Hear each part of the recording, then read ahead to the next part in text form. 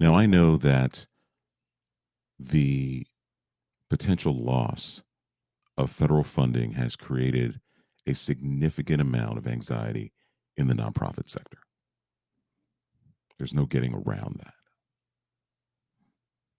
In fact, whether this is a threat or indeed a reality, and for some of you, it is a reality, I believe it is time to pivot. And it is time to take control of your organization's destiny. That is our focus in this episode. Let's huddle up.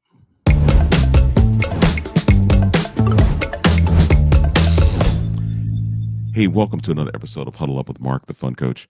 I'm Mark Duncan.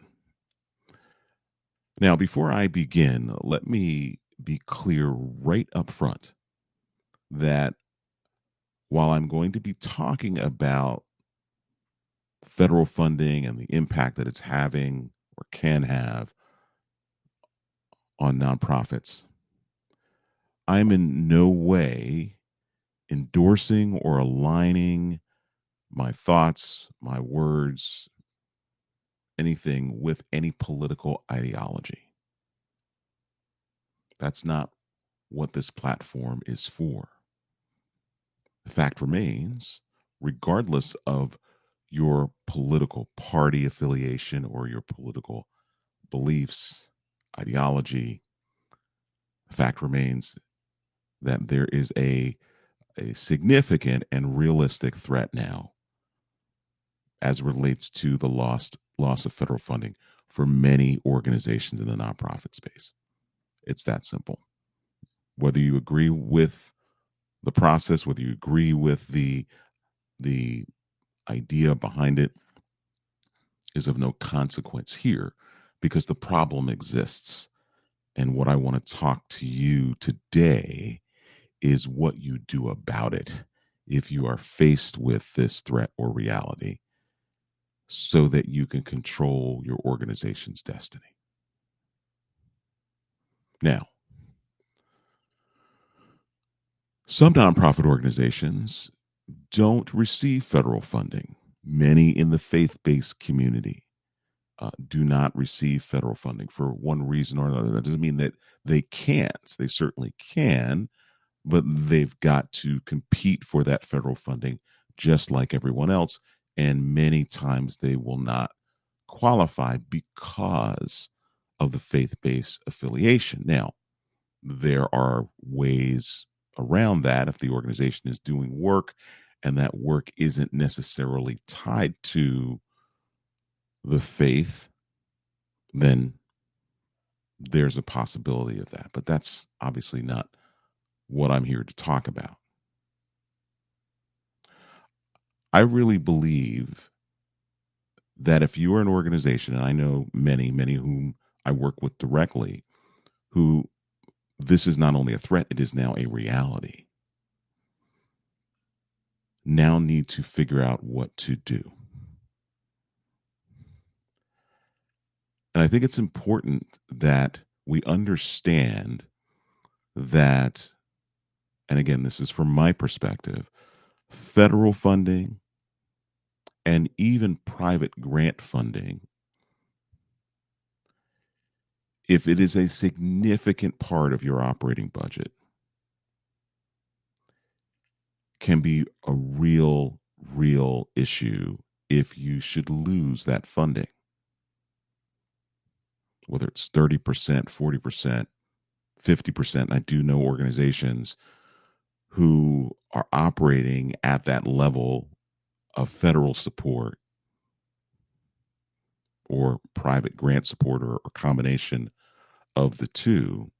And if they were to lose any of those sources, it would be a significant blow to the organization and would compromise their ability to deliver the services that they provide to the people that they serve. So, what do we do about this? You see, we can look at this and we can perceive what's happening, through a lens of lack and worry and resistance, or we can look at this as an opportunity, embrace what is happening, and move forward with the idea that this is an opportunity to get better and to do better. Now, some of you may be listening to this and looking at me right now and saying, what is he talking about? How can he be so optimistic? Especially those of you who are experiencing the reality of this loss of federal funding. I do see it as an opportunity because, as you know, if you listen to me and you have been in any of my workshops or any of my webinars, or you work with me directly as a coach, one of the things I often say is when it comes to grants, and this includes federal and private grants, I believe you should use grants to launch and use individual giving to sustain. Let me repeat that. Use grants, federal and private, to launch a program, an initiative, or your organization if you're a startup, and use individual giving to sustain.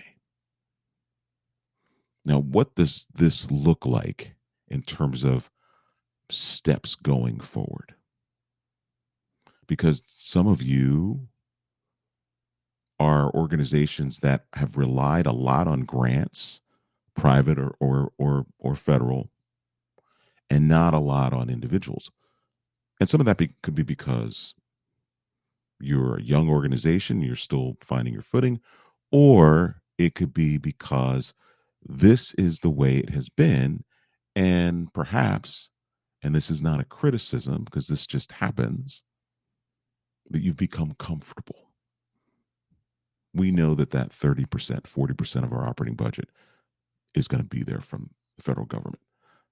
We know that another 20, 25% of our operating budget is coming from grants, private grants. We know that's going to be there. These are large sums, large portions of your operating budget coming from a single source. And that is a slippery slope.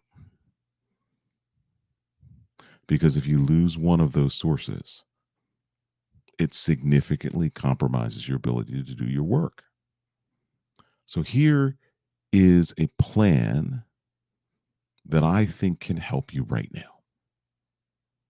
Now, if you're an organization and you do have individual donors, however, you have a large sum of funding coming from a federal source that is either at risk of going away or has already been taken away, then here's my suggestion to you. I suggest that you go to your individual donors, and I'm talking about the ones who have the capacity to give significantly. You can do this with all of them, but I want you to start with your largest donors first. I want you to call them up, right? And I want you to talk with them about increasing their giving. Now, you need to create context, and you don't need to create it. It's there, right? See, the beauty of this is why I see this as an opportunity, is that this anxiety that you're experiencing as a nonprofit leader is being reported in the news every day.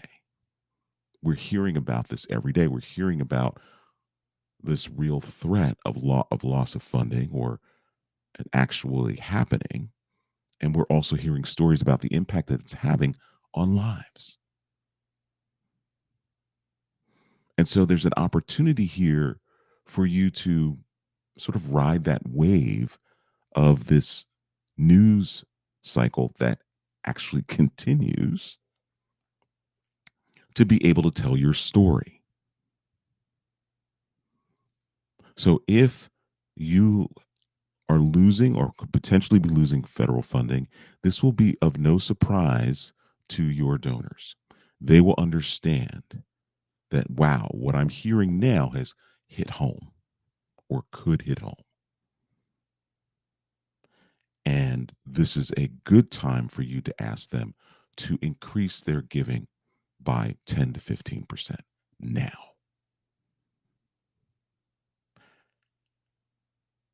That's a strategy for organizations that do have individuals who are consistently giving to your organization. Now, some of you may not be engaged in relationship fundraising. I have encouraged you and will continue to encourage you to do that because it is the most successful way to raise money, hands down. But now, more than ever, is a time to lean into relationship fundraising because it will make sense to your donors and it's an opportunity to increase philanthropic support and create philanthropic freedom for your organization because there's no real strings attached to individual giving. And I'm talking about the quid pro quo that comes from, in some cases, government funding. And I'm not talking about quid pro quo, at its core. I'm talking about the reporting that you have to do, all of those things that you need to do to show the due diligence that your organization is engaging in to the federal government that you're spending those dollars as you said you would. And more importantly, that spending those dollars is having the desired impact. See, that's kind of the return on the investment requirement that exists when you are engaged in federal funding and also in private funding from foundations. Now, that's one strategy. Here's the second one, and I believe this will work for those of you who do not have a significant number of individual donors or you haven't begun to engage in individual fundraising, but you've gotten some federal funding and maybe even some private funding from foundations. I think what you should do is that you should approach a private foundation and ask that private foundation if they would be willing to give you funding. So let's say you're losing federal funding, whatever that amount is that you're losing. Let's say it's $100,000. I would suggest that you go to a private foundation in the light of everything that's going on, in light of everything that's going on, and ask them if they'd be willing to give your organization $100,000 a year for 3 years. You're looking to replace, I call this replacement funding. You're looking to replace the money that you're going to lose or are losing or have lost from the federal funding with private funding for 3 years. During that 3 year period, your job will be to replace that $100,000 a year with individual giving. So you're buying yourself time to build that individual giving donor base, whether that's through mass solicitation or relationship fundraising, where you're meeting and engaging with individuals who have capacity. Now, to me, that's a sound strategy because what you're saying to the private foundation is that, yeah, we want your help, but we don't need your help forever.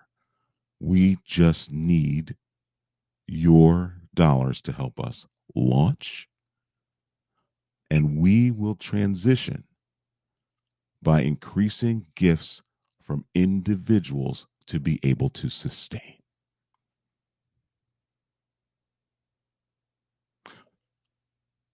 So while you are looking at what's happening in the news, some of you are experiencing this for real as nonprofit leaders. It's an opportunity. It's an opportunity. All eyes right now, all ears right now are paying attention to what's happening at the federal level and how some of the changes that are being made are impacting the lives of the people that are being served by nonprofit organizations. And I'm particularly talking about social services, food insecurities, those kinds of things are the things that I know for certain are being impacted by this. But it's an opportunity. It's an opportunity to pivot. It's an opportunity to say, hey, if you want us to continue to do what we do, we need your help. We need you to increase your giving by 10 or 15%. We need you as a private foundation, if you'd be willing to help replace this funding for 3 years, to buy us time to be self sustaining through individual giving. Now, I have heard cries from nonprofits in general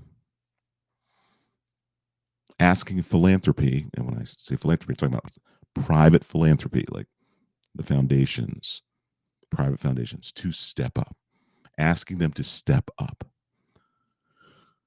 Now, in essence, what I've just shared with you is a direct way to ask a particular foundation to assist you and buy time so that you can replace that funding. I think the blanket ask and the blanket expectation of private philanthropy to step up is unrealistic. And quite frankly, it may feel to them as a little unfair. And I would agree with that. I understand that this plea is out of desperation. Oh my gosh, we're here. We are losing a significant source of our funding, and it's going to impact the lives of the people that we serve. I get that. But I do think that if we're going to approach private philanthropy, that we do it in a strategic way so that they see that we're willing to do what we need to do to become self sustaining and eventually without their support, unless we're doing something new. Again, use grants to launch, use individual giving to sustain. That is my philosophy. And I hope it's helpful to you. I do think I'll be talking about this topic as things continue to unfold. So this won't be the last time I talk about federal funding and the loss of it and the impact that it's having. And I encourage you to email me with any questions or thoughts that you have. I truly hope that this has been helpful to you. And as always, when it comes to fundraising,